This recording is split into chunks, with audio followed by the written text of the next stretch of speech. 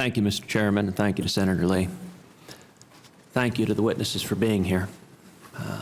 The testimony we've heard today is powerful. Ms. Saldana, you are a Texan. You were a prosecutor in our state. You had a good reputation as a prosecutor. But you're serving in an administration that consistently refuses to follow the law. And we heard this morning the very real consequences of that.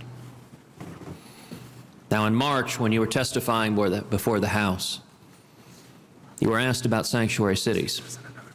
Cities like San Francisco that defy federal law, and because of their defiance of federal law, Kate Steinle is no longer with us. She was murdered because of the refusal of local officials to recognize federal law. You were asked in that House hearing, should federal law compel state officials to comply with federal law? And your answer, and I want to quote verbatim, was thank you, amen, yes. Now, in my view, that was the former federal prosecutor speaking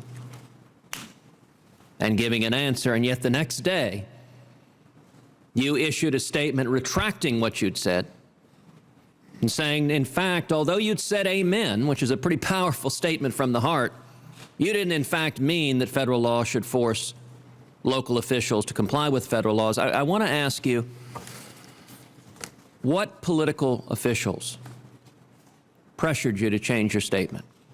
Not a single one. This came from, the original statement came from my heart, the clarification came from our heart. And I don't mean to quibble with you, Senator, I respect you greatly, but I will say this, the question was not asked, the question was very specific. Would it be helpful for detainers to be mandatory? The law enforcement response there is clarity is always helpful. But I wanted to be sure that people were not reacting to that as an indictment of PEP or working with communities, and that's what I'm committed to do. So let me make sure I understand your testimony correctly then. You said then it would be helpful, as in presumably helpful is good, is beneficial, is something you support. So are you saying then that ICE supports making it mandatory to comply with federal detainers? No. So it's helpful, but you don't support it? Well, no, sir. I support what we have proposed and what we've been spending many hours on.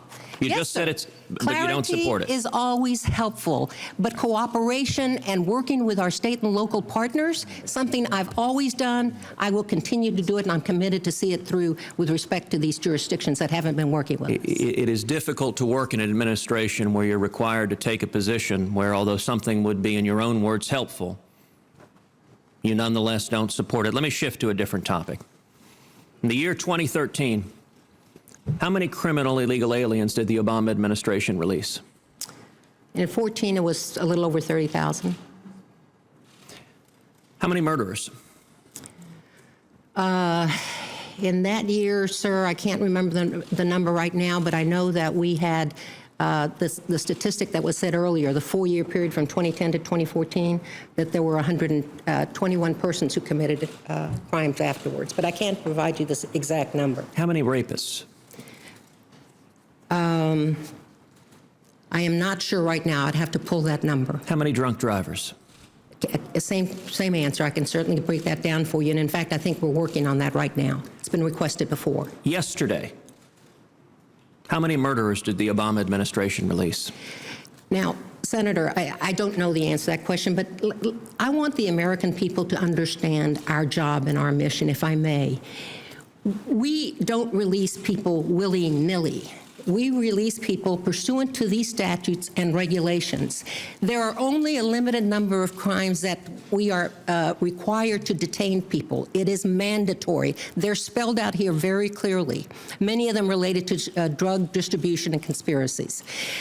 With the rest of the people, as you know very well, Zabidas requires us to release some. I think that's a small percentage of the total. Also, the immigration courts have 500,000 case backlog. They have the proceedings they go through. They will order release because many of these folks challenge their bond or their detention.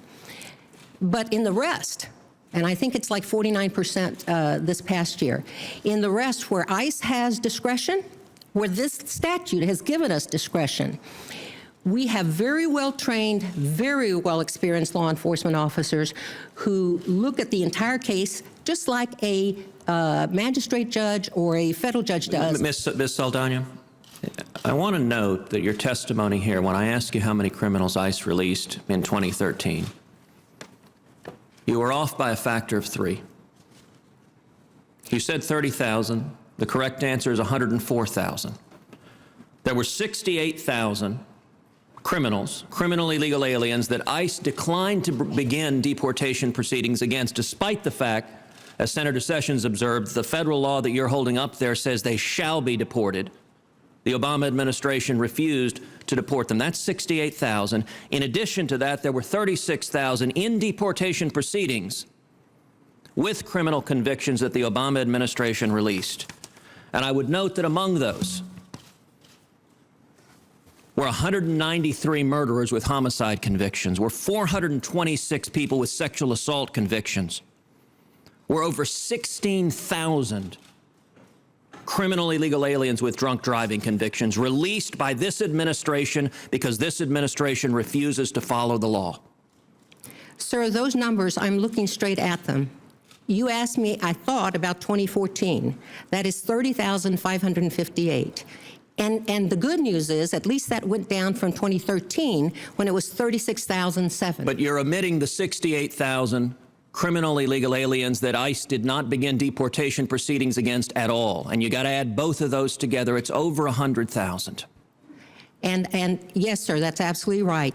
All done pursuant to this statute that the Congress has outlined. Now, Ms. Saldana, you heard the testimony from the victims' families. I've introduced Kate's Law in the Senate, a mandatory minimum of 5 years in prison for anyone apprehended with an illegal reentry. Does ICE support Kate's Law? I sure would like to look at that. I haven't had a chance to. I'm not sure when it was introduced, if it has been. It was introduced last week. Okay. I have not had a chance to look at it. I'm sorry, Senator. But I'm certainly willing to look at any proposal along those lines and consider it and work with you if I find some objection to it. Ms. Saldana, I will note in your opening statement here, you said after listening to the victim's family that you were so sorry for their losses. And yet the Obama administration keeps doing it. When I asked you how many murderers were released yesterday, you don't know. There is a reason the American people are upset. If President Obama had the courage of his convictions, he would come and look in the eyes of these men and women who've lost their sons, their daughters, their mothers, their sisters, their brothers, and the administration would stop releasing murderers and rapists. It is within your power to follow federal law. And this administration refuses to do so, and that is altogether unacceptable. Thank you.